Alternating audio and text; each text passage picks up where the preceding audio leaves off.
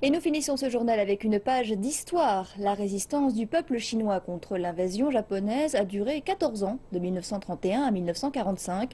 Des millions de soldats chinois ont perdu la vie lors des combats au nom de leur patrie. Parmi eux se trouvait un talentueux pilote, Gao Zhiheng.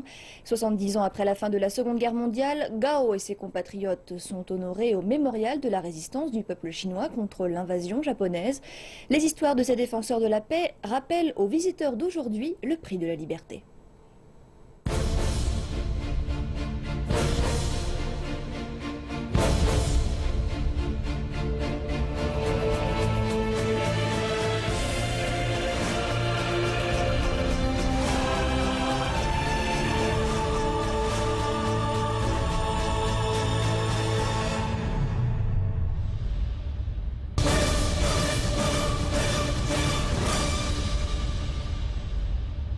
Né en 1907 dans la province du Liaoning dans le nord de la Chine, il s'appelait Gao Mingjiu à sa naissance. En 1925, Gao Zhiheng a été sélectionné comme l'un des 28 jeunes pilotes à suivre un séjour de formation de 2 années en France. En 1931, après l'invasion japonaise de la Mandchourie, les armées du général Zhang Xueliang en charge de la région se retirent sans chercher la confrontation. Déçu par la situation, Gao part alors rejoindre l'armée de l'air du gouvernement de Chiang Kai-shek. En 1935, après une année de formation et d'études des avions en Italie, il a refusé l'invitation de Benito Mussolini de rester dans le pays, déclarant « Je ne veux qu'être un soldat chinois ». Il est rentré en Chine et a formé beaucoup de jeunes pilotes chinois.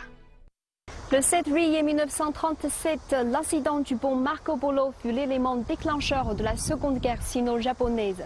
4 mois plus tard, le talentueux pilote Gao Zhiheng perd sa vie lors d'un combat aérien à l'âge de 30 ans.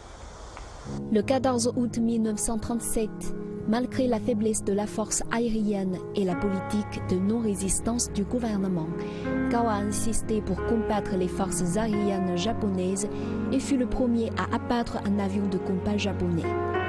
Malheureusement, il perd la vie lors d'un raid japonais le 21 novembre à seulement 30 ans.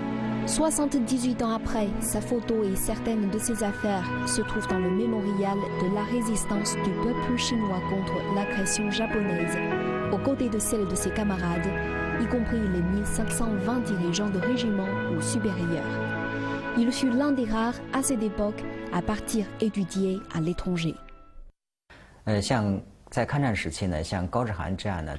Pendant la guerre contre l'invasion japonaise, peu de soldats sont allés comme Gao Zhiheng à l'étranger pour des études des technologies avancées.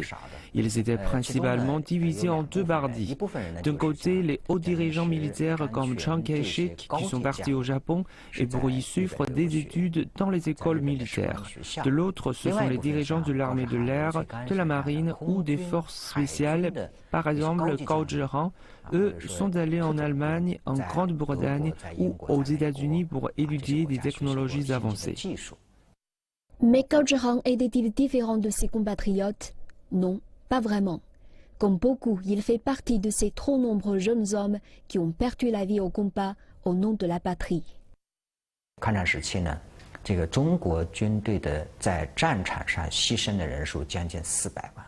Durant la guerre contre l'invasion japonaise, l'armée chinoise a perdu près de 4 millions de soldats.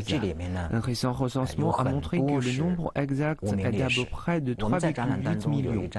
Nombreux sont ceux qui n'ont même pas laissé un nom. Dans le mémorial, il y a une photo du combat de Huche, un combat des offensives des 100 régiments. Sur la photo, il y avait un soldat très jeune étendu dans une mare de sang. Beaucoup de visiteurs sont étonnés qu'il soit tellement jeune. Mais comment s'appelle-t-il? Personne ne le connaît. Derrière chaque photo, chaque objet exposé, il y a une histoire. Créé en 1987, le mémorial se trouve en plein cœur de la ville de Wanping, tout proche du pont Marco Polo. Des photos, des peintures, des sculptures et des objets anciens sont exposés dans les 6000 m² du site et jusqu'à présent ont accueilli plus de 20 millions de visiteurs, de très jeunes aux personnes âgées, des Chinois et des étrangers. Beaucoup de visiteurs se disent très touchés par les histoires des héros qu'ils ne connaissent guère. Je trouve que la guerre est très cruelle. Je suis très touchée. Je pense que c'est grâce à eux que nous avons une vie heureuse comme celle d'aujourd'hui. Et nous devons chérir la vie. Cette année marque le 70e anniversaire de notre victoire contre l'invasion japonaise. Donc nous voulions amener notre enfant ici en visite et lui demander de retenir l'histoire pour bâtir une Chine plus forte et réaliser notre rêve chinois. 2 heures de visite ne sont pas suffisantes pour connaître toutes les histoires de ces défenseurs de la nation. Leurs histoires individuelles seront sans doute oubliées, mais ils nous laissent la paix et la stabilité pour lesquelles ils se sont battus et que nous devons chérir.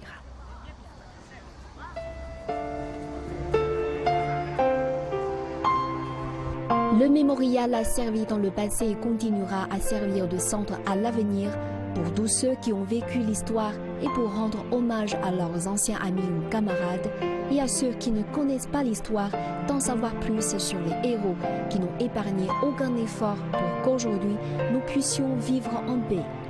Ceux qui ne devraient pas être oubliés et qu'ils ne sont pas seulement des héros du peuple chinois, mais aussi ceux du monde. Ils ont donné leur vie pour lutter contre le fascisme sur l'un des principaux champs de bataille de la Seconde Guerre mondiale.